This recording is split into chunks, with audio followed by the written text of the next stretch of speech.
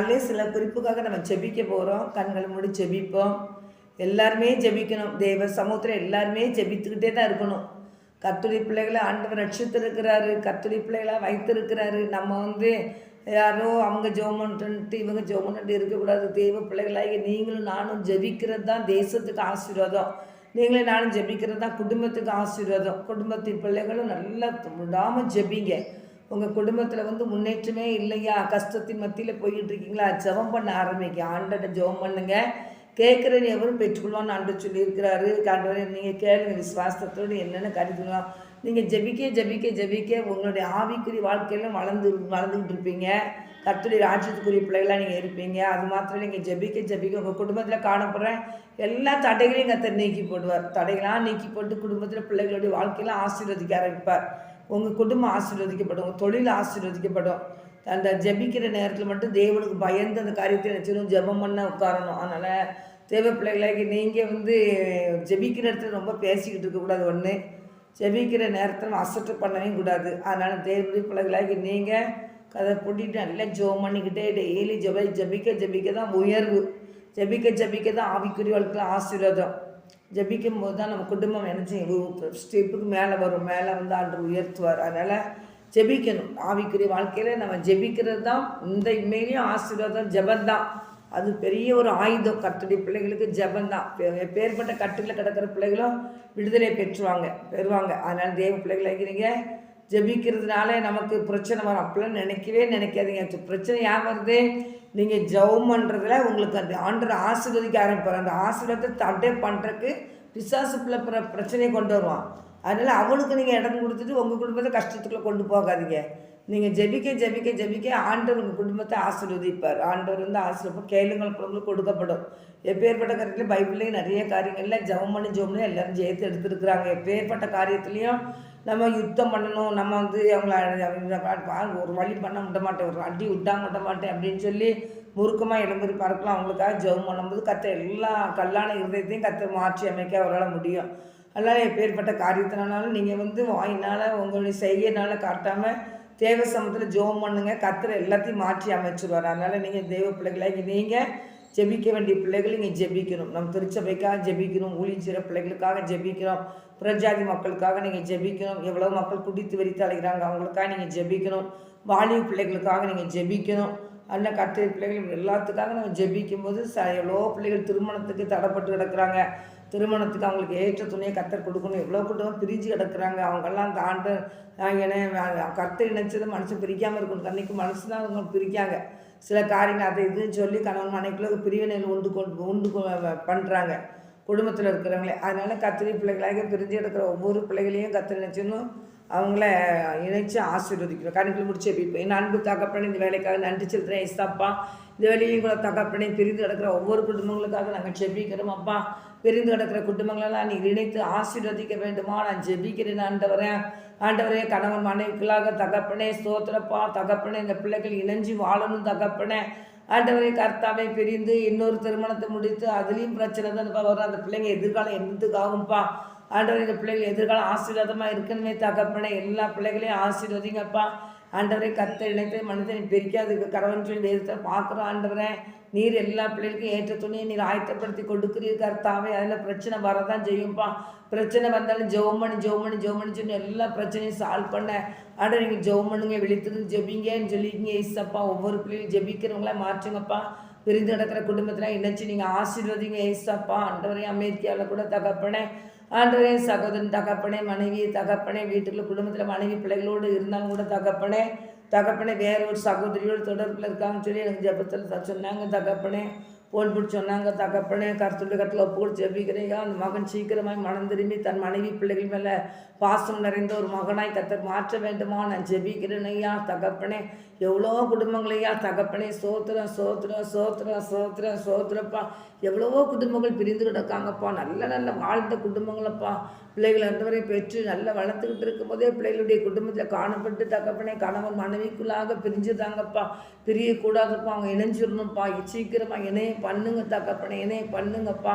ஆண்டவர் அவங்க இணைஞ்சி வாழணும் தகப்பனே. ரவி மோகன் ஆர்த்திகா ஜெபிக்கிறீங்க. அந்த பிள்ளைகளை கத்த இணைச்சி நீர் ஆசீர்வதிக்க வேண்டுமா ஜெபிக்கிறேன்ப்பா.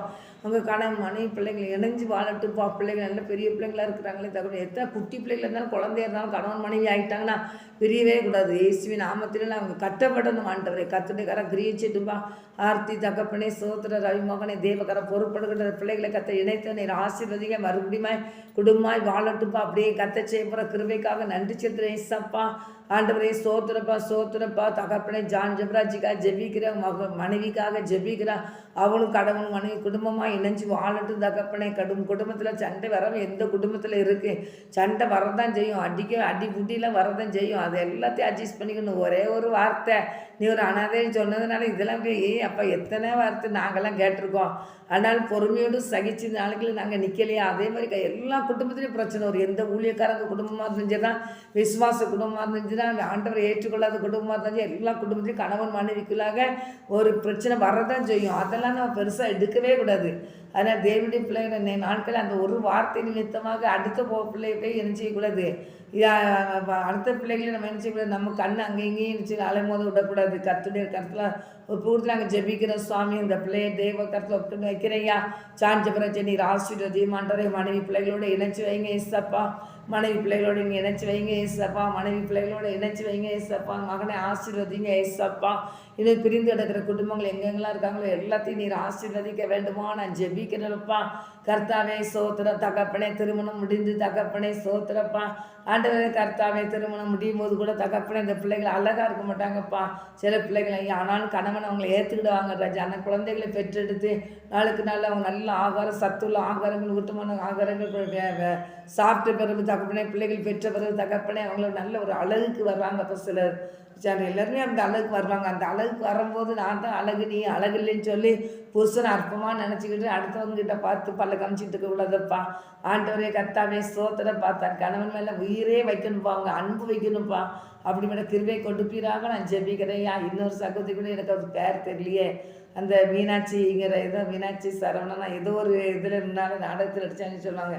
அவளை பார்த்துட்டு எனக்கு சொன்னாங்க இப்படி பிரிஞ்சிருக்காங்கன்னு சொல்லி. அந்த பிள்ளைங்க கூட தகப்பனே கர்த்தாவே சோத்திரப்பால் கணவனோடு இணையிட்டு தகப்பனே ஆண்டவரே சோத்திரம் கர்த்தாவே. அவளும் கூட கர்த்தாவே சோத்திரப்பா சோத்திரப்பா சோத்திரப்பா சோத்திரப்பா. அடுத்தவனை கெட்டணும்னு நினைக்காதபடி கர்த்தாவே தன் கணவனோடு சேரணுங்கிற ஒரு அன்பை நீங்கள் கொடுத்து நீங்கள் ஆசீர்வதிங்க பண்ணுவாங்கள. கர்த்தரை செய்ய போகிறக்காக சோத்திரப்பா சோத்திரப்பா சோத்திரப்பா சோத்திரப்பா. ரஞ்சிதா அந்த மக பேர் ரஞ்சிதான் நினைக்கிறேன். ரஞ்சித்தான்னு தான் சொல்லி வச்சு ரஞ்சிதா. அந்த தினேஷா ஏதோ ஒரு பேர் சொன்னாங்க. ஆண்டவரே இந்த கருத்தில் இருக்கிறேன் தகப்பனே. இந்த பிள்ளை கணவன் மனைமா இணைஞ்சு வாழ ஜெபிக்கிறேன் தகப்பனே. இன்னும் நிறைய குடும்பங்களப்பா அந்த தனுசு ஐஸ்வர்யா அவங்களாம் சேரட்டு தகப்பனே. உங்கள் கருத்தில் ஒப்பு கொடுத்து நான் ஜெபிக்கிறேன்யா.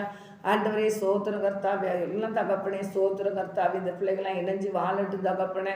ஆண்டவரே கணவன் மனைவி இணைஞ்சு வாழட்டு தகப்பனே. சோத்திரப்பா தெரிஞ்சு போகக்கூடாது ஏசப்பா. ஆண்டவரே சரியில்லைப்பா. அது குடும்பத்துக்கு நல்லது இல்லைப்பா.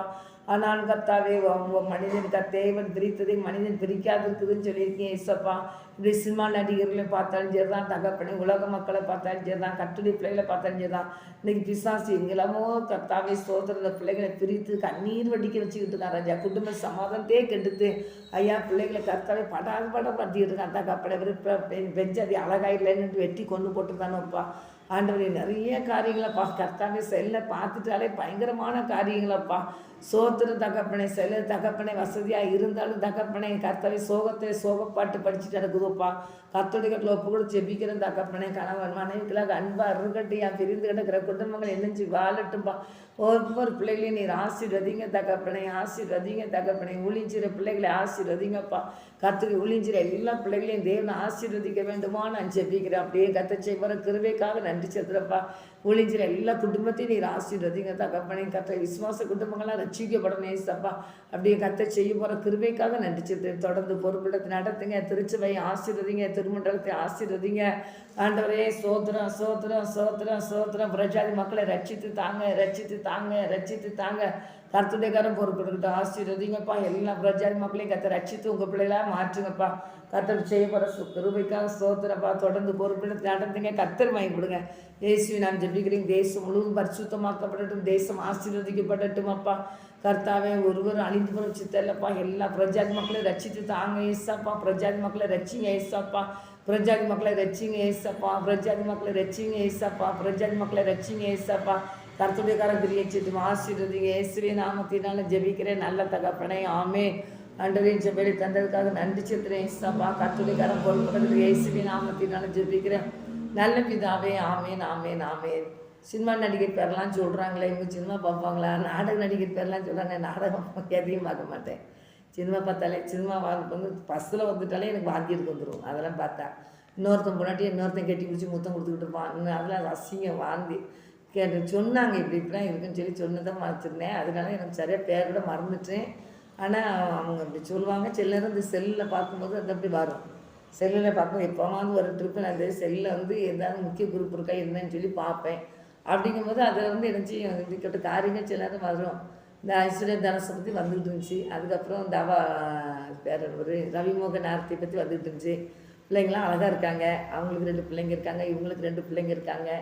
அந்த அந்தாங்க அப்புறம் இந்த மீனாட்சி அதுலேருந்து அந்த பிள்ளை வந்து சொன்னாங்க, இப்படி இப்போ பிரிஞ்சுட்டாங்க, அவங்களுக்கு குழந்தை இல்லைன்னு நினைக்கிறேன், பிரிஞ்சுட்டாங்க அப்படின்னாங்க. யாரையும் பிரிய வேண்டாம், கொஞ்ச நாள் தான் இந்த உலகத்தில் இருக்க போகிறோம், சந்தோஷமாக இருங்க, இப்போ சந்தோஷமாக இருங்க. அதனால் நான் சின்ன பார்ப்பேன், நாடகம் எதையுமே பார்க்க மாட்டேன், எனக்கு பிடிக்காது எதுவுமே. எனக்கு நாடகம்னா அது எனக்கு நான் அதில் நான் ஒரு நிமிஷம் கூட உட்காந்து இன்றைக்கி நான் பார்த்ததே கிடையாது. நான் ஆண்டவர் இருக்குன்னு நோட்டிக்கிட்டேன்.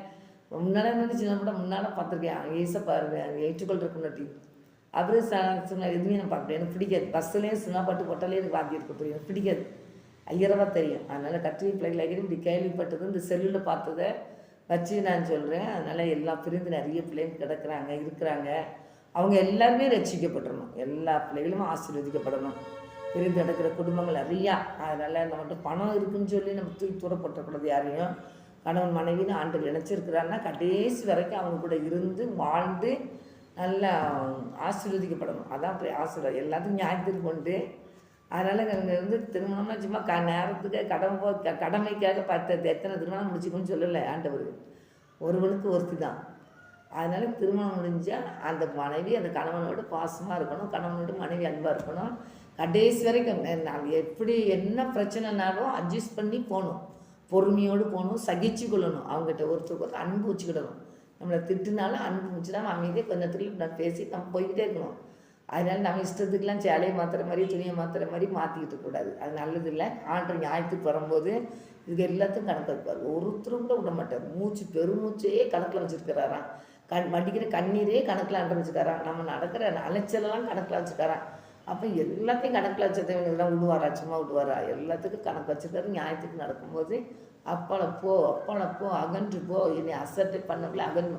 அவர் சரியான சர்வ வல்லமுள்ள தேவன். அப்படி அமர்ந்து அப்படி இருப்பார் சிங்காசனத்தில், சம்மன் இருப்பார். அவருக்கு சின்ன குருவி குஞ்சு பாரு முன்னால் நிற்க போகிறோம் மகிம் பெரு சிங்காசனத்துக்கு முன்னால்.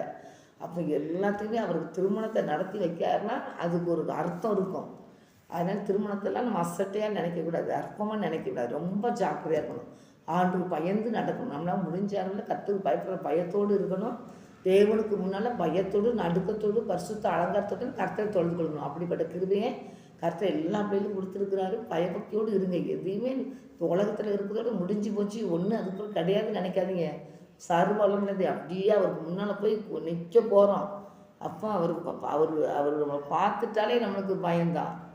அதனால் தேவ பிள்ளைகளாகி நம்ம ஏசப்பாவுக்கு முன்னால் இப்பவும் இருக்கிறோம், அப்பவும் நிற்போம். எப்போ எல்லா நேரமும் தேவனுக்கு பயந்து நடங்க. கர்த்தர் உங்களை ஆசீர்வதிப்பார். ஆமென். துணியை மாற்றுற மாதிரி புருஷனை மாற்றாதீங்க, துணியை மாற்றுற மாதிரி பொண்டாட்டியை மாற்றாதீங்க, ஜாக்கிரதையாக இருங்க. ஆமென்.